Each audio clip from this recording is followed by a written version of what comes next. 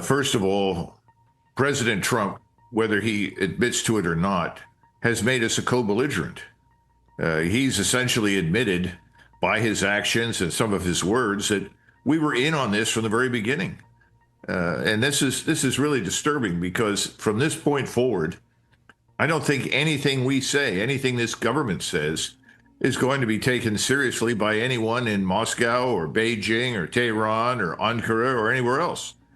And that's the worst part, because clearly he helped to lull the Iranians into a false sense of security and set them up for this disastrous attack. So that's one thing. So the other thing is that short run, everybody's running around in Israel and declaring victory. Israel's supporters, I should say, their paid agents in the United States are supporting or are, telling everybody how happy they are. But in truth, this looks an awful lot like an Iranian Pearl Harbor to me. And nobody here today remembers, I was born shortly afterwards in 1953, but the Japanese attacked Pearl Harbor, they sank some ships, and then they too celebrated and sailed home. It didn't work out very well for them. And I think the Israelis are in a similar position. The Japanese could have landed and seized those Hawaiian islands, and then it would have been hell for us to get them back. It would have taken at least 2 years. Who knows what might have happened? Fortunately, they didn't do that. The difference is that Israel cannot consolidate its victory over Iran. But they're assuming that they'll have help from us, that we will jump in with both feet and rescue them. In the meantime, the Iranians are firing all of their older missiles. And by older missiles, I mean old technology. And the old technology is being shot down, which is the goal. They want the Israelis to waste all of their inventory on these old missiles before they start using the really high-end, devastating material. So I think this is just the beginning. The other part of this is that we're now going to see the rest of the world sort of link arms around Iran. Because if you're sitting in Moscow or Beijing or Ankara or anywhere else and you see what's happening to Iran, you say, well, look, if we don't stand by these people, inevitably we'll be next. We'll just be one more dead name on the list like Gaddafi. So I think all in all, this is a catastrophe for Israel. But in the meantime, it looks wonderful for Israel, or at least that's what their supporters and agents in the United States want everybody to think. He would not be in the White House today if it were not for wealthy billionaires that support Israel and support Bibi Netanyahu, who funded his campaign and put him into the White House. I think he knew from the beginning that once he saddled up with the likes of Miriam Adelson and a whole range of others that fall into that category, that he was going to have to do their bidding. Remember, he's been down this road before. In 2019, in June, we came close to doing something very stupid with Iran, and Donald Trump said no. He walked away from it. This was the Global Hawk that was shot down on the edge of the air defense zone in Iran. Well, he was still a free agent. I don't think he is anymore. I think he's entirely dependent on the lobby. I just think it's a uniparty. We need to come to terms with the reality. We're not represented. I think the first thing we do have to consider very carefully is that whenever you have these kinds of crises, there's almost an immediate alliance overnight between criminality, ideologues, terrorists, and corruption. They all tend to cooperate very effectively. Many years ago, people were shocked to discover that Islamist terrorists were cooperating with members of the IRA in order to achieve their aims. This is back in the 90s. Well, that's what you're going to see happen here in the United States. Remember, we've got probably 30 million people came into the United States under the last administration about whom we know absolutely nothing. We have no idea what they think, where they've come from. We don't even know where most of them are. You've heard Tulsi Gabbard make that statement publicly. And she's also pointed out that we see a lot of evidence in Mexico and in the United States that these groups of people that came in illegally are using tactics reminiscent of what we saw in the Middle East when we had troops on the ground in Iraq and Afghanistan. So I think we have to bet that we're going to see trouble. Just look at Los Angeles. Los Angeles has an estimated 1.2 million illegals in it. Now add to that particular fire the drug cartels, Islamist terrorists or Islamist sympathizers, and people who may just be disgruntled. somebody who stands on the sidewalk and you hand him a $50 bill and said, by the way, here's a Molotov cocktail, go around the corner and throw it at the police. This is what we're dealing with at every level. We have nuclear power generation systems. We have power grids all over the country, along with shopping malls. We have military installations in many states that are not really that secure, that are not heavily guarded. Anything is possible, and I see almost no good news on the horizon, and I do worry about the parade tomorrow. And I was in the Army for most of my adult life. I love the Army, and I'm glad that people are recognizing it's 250 years since the Army was first formed. But this does worry the hell out of me, because nobody in that parade is interested in harming anyone. They are simply marching as part of the tribute to this 250-year history. But I don't know what's going to happen. What we don't have are big, powerful platforms that are adequately funded. Where are the billionaires that actually care about the country? We've got lots of billionaires who are hopelessly devoted to Israel and devoted to this idea that the world is a better place when we're bombing people everywhere. Those people are willing to spend their money to control the narrative and to disseminate what they want. We need people who are simply interested in the truth. We don't have what I would call authority media. You used to be able to turn on the television during the Vietnam War, and when Walter Cronkite came on in 1968, and he said, or 69, after the Tet Offensive, he said, it's time for us to get out of Vietnam. This isn't working. It doesn't make sense. People are dying pointlessly. It's time for the government to find a way out. Well, everybody believed him because he was truthful. We didn't expect him to lie to us about anything, and he didn't. What have we got now? Well, we've got you, Natalie, and we've got a lot of other good people, but we don't have the power behind you. Well, Iran, first of all, has an almost inexhaustible supply of missiles, and they have alternative sources. They can not only build their own missiles, they can get additional components and warheads from other sources, whether those sources are North Korea, China, Russia, as I said before, potentially even Pakistan. And now the Turks are coming online and saying that they support Iran. And I'm sure that there are others. So I think there won't be a shortage of things for the Iranians to fight back with. The real question now is, what do we do? And I think President Trump is already signaling that he'd like to go back to the negotiating table. The problem is that no one believes him. He's destroyed his credibility. I don't think anybody's going to show up to negotiate with him about anything. So I think this is going to go on, and it'll get worse the longer it lasts.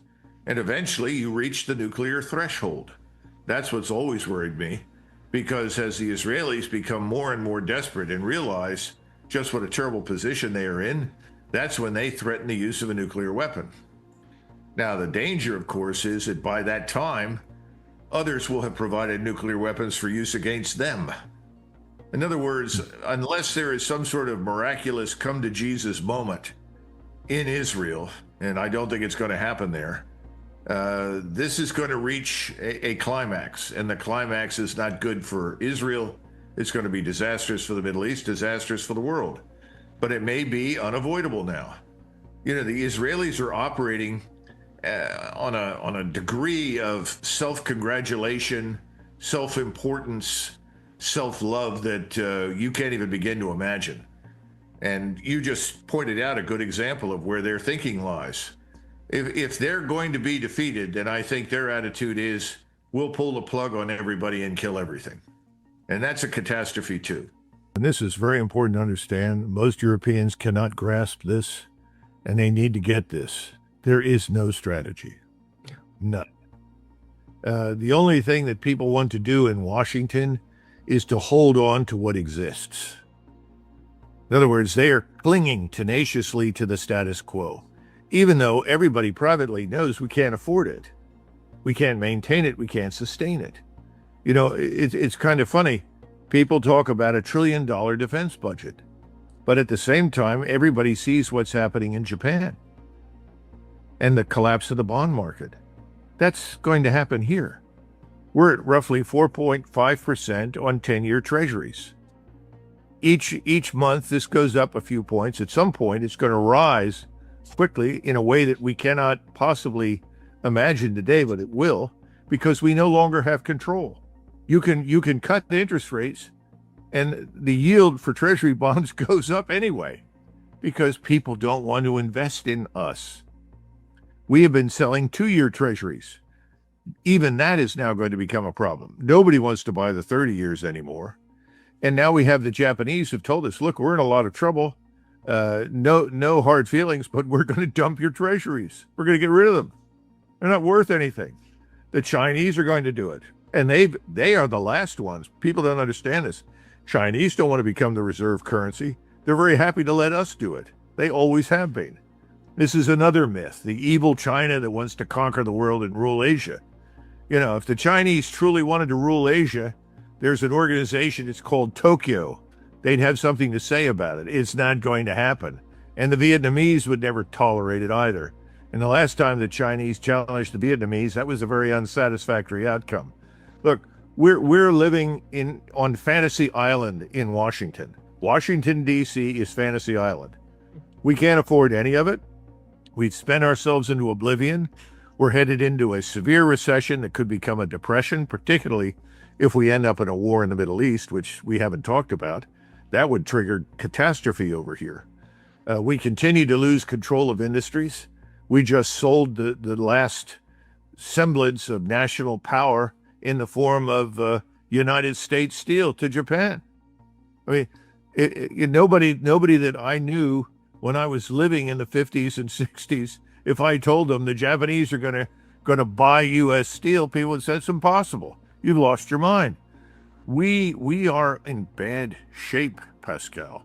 That's the truth. When the debt to GDP ratio in Great Britain was 240%. History doesn't repeat, but it rhymes. The British Empire was forced to scale back when debt made their global reach impossible to maintain. We're not far from that crossroads ourselves, and this time the consequences may be even sharper.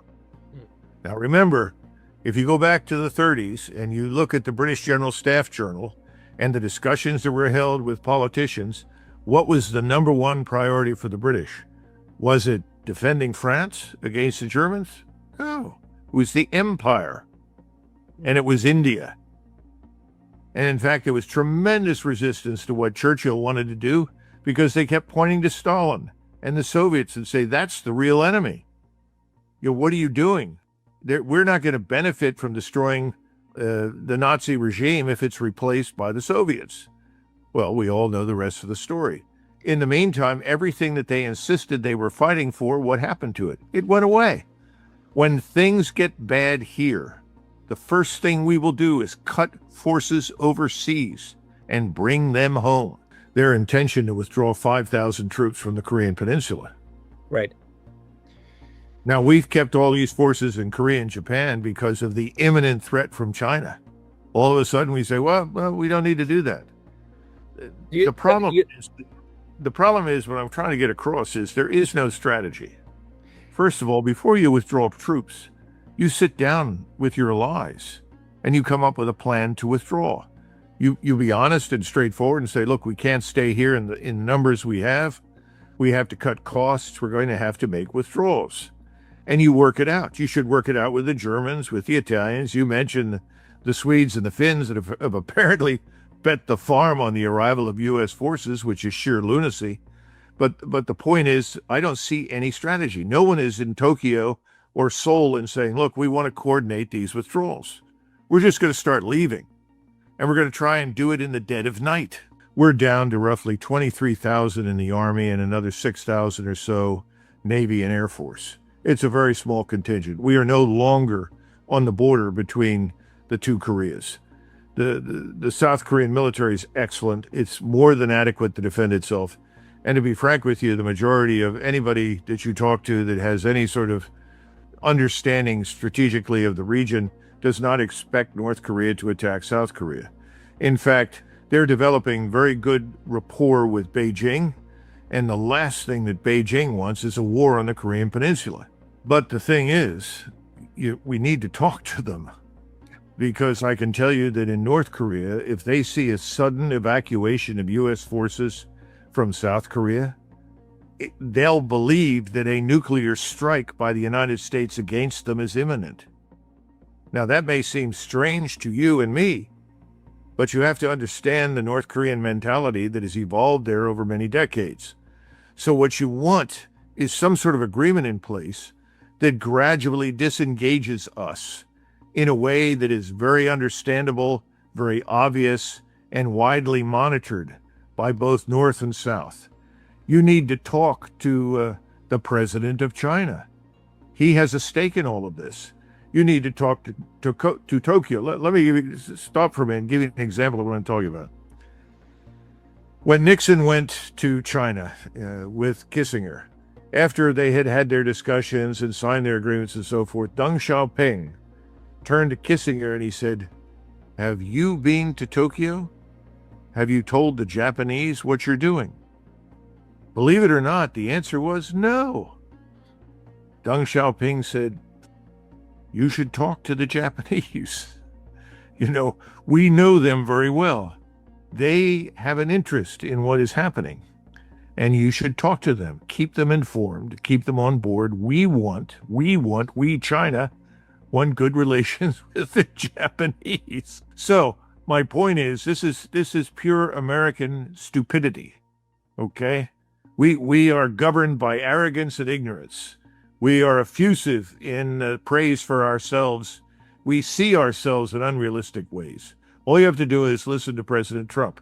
If they're not going to do what I say, if they're not going to come together, well, then I'm not going to have anything to do with this. We'll walk away.